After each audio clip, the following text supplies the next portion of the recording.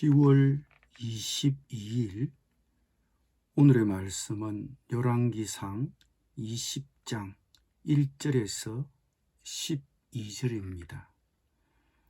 아람의 벤하닷 왕이 그의 군대를 다 모으니 왕 32명이 그와 함께 있고 또 말과 병거들이 있더라.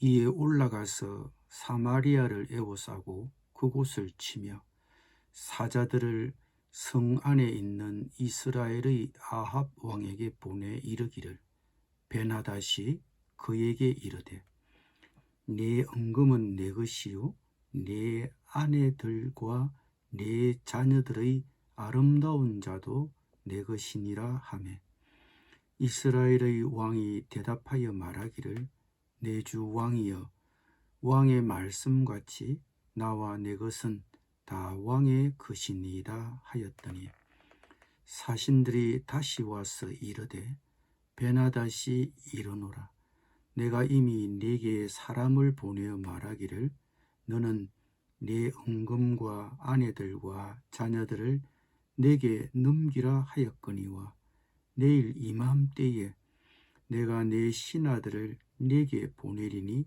그들이 내 집과 내 신하들의 집을 수색하여 내 눈이 기뻐하는 것을 그들의 손으로 잡아 가져가리라 한지라. 이에 이스라엘 왕이 나라의 장로를 다 불러 이르되, 너희는 이 사람이 악을 도모하고 있는 줄을 자세히 알라. 그가 내 아내들과 내 자녀들과 내 은금을 빼앗으려고 사람을 내게 보냈으나 내가 거절하지 못하였노라. 모든 장로와 백성들이 다 왕께 아뢰되 왕은 듣지도 말고 허락하지도 마옵소서 한지라. 그러므로 왕이 벤하닷의 사신들에게 이르되, 너희는 내 주 왕께 말하기를, 왕이 처음에 보내 종에게 구하신 것은 내가 다 그대로 하려니와 이것은 내가 할 수 없나이다 하라 하니, 사자들이 돌아가서 보고하니라. 그때에 벤하닷이 다시 그에게 사람을 보내어 이르되, 사마리아에 부스러진 것이 나를 따르는 백성의 무리의 손에 채우기에 족할 것 같으면 신들이 내게 벌 위에 벌을 내림이 마땅하니라 하매, 이스라엘 왕이 대답하여 이르되, 갑옷 입는 자가 갑옷 벗는 자 같이 자랑하지 못할 것이라 하라 하니라.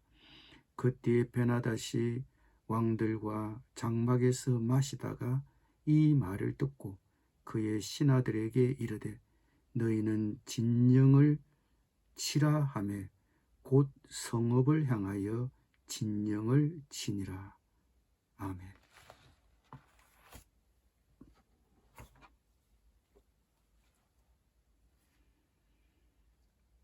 오늘 이야기도 북이스라엘의 왕 아합 시대의 이야기입니다.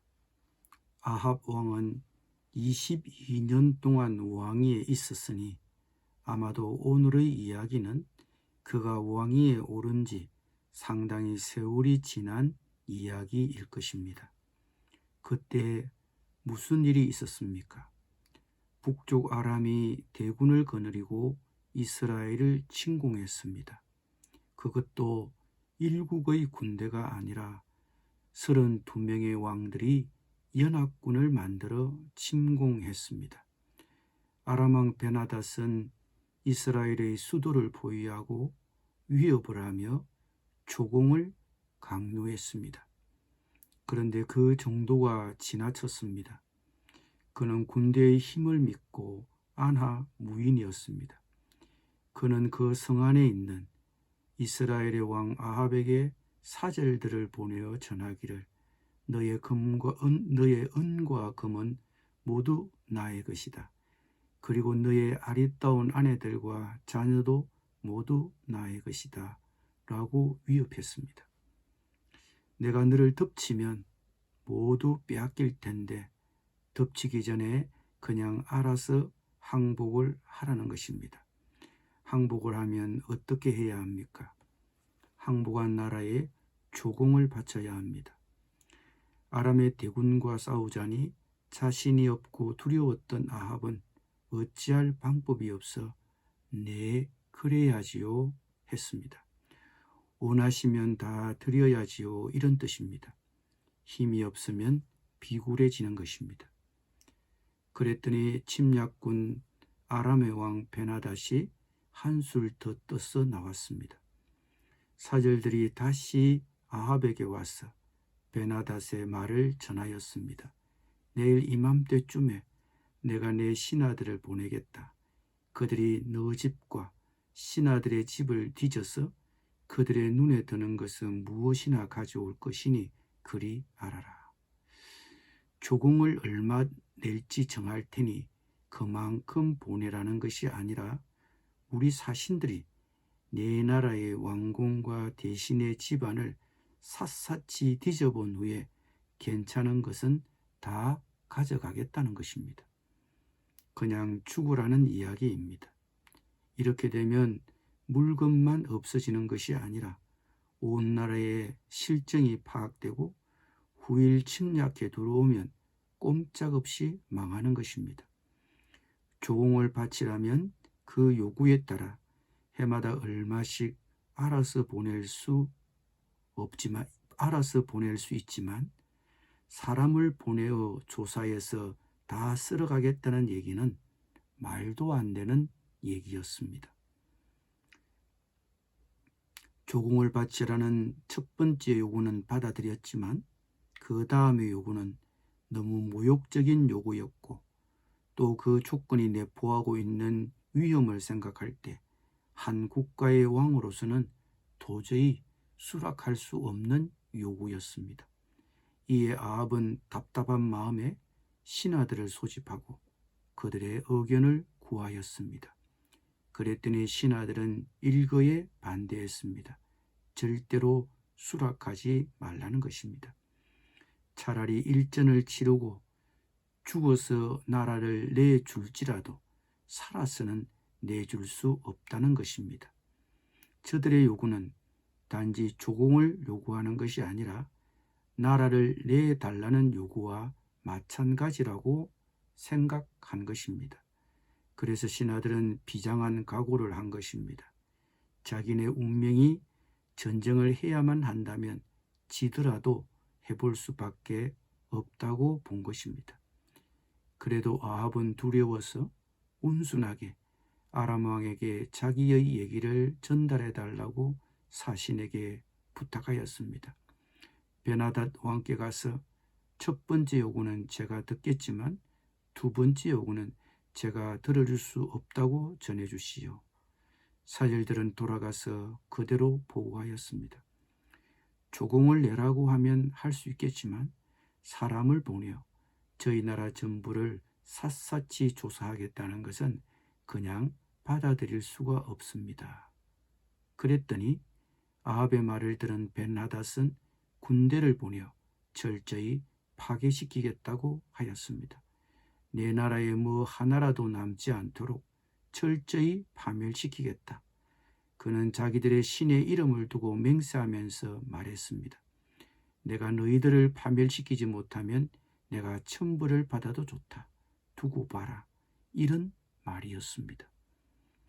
이 얘기를 전해들은 아합 왕이 아람 왕에게 해신을 보냈습니다. 너의 왕에게 가서 참 군인은 갑옷을 입을 때에 자랑하지 아니하고 갑옷을 벗을 때에 자랑하는 법이라고 일러라. 전쟁을 아직 시작도 안 했는데 뭐 다 이긴 것처럼 말하지 마시오. 길고 짧은 것은 대봐야 알지 않습니까? 어찌 꼭 당신이 이긴다고 장담을 하시오. 이러한 얘기입니다. 순순히 말을 들을 줄 알았던 아합 왕이 이렇게 대들자 약이 오른 아람 왕 베나닷은 신하들에게 결전 준비를 하라고 지시했습니다. 북왕국 이스라엘에는 연이어 악한 왕이 등장하여 다스렸습니다.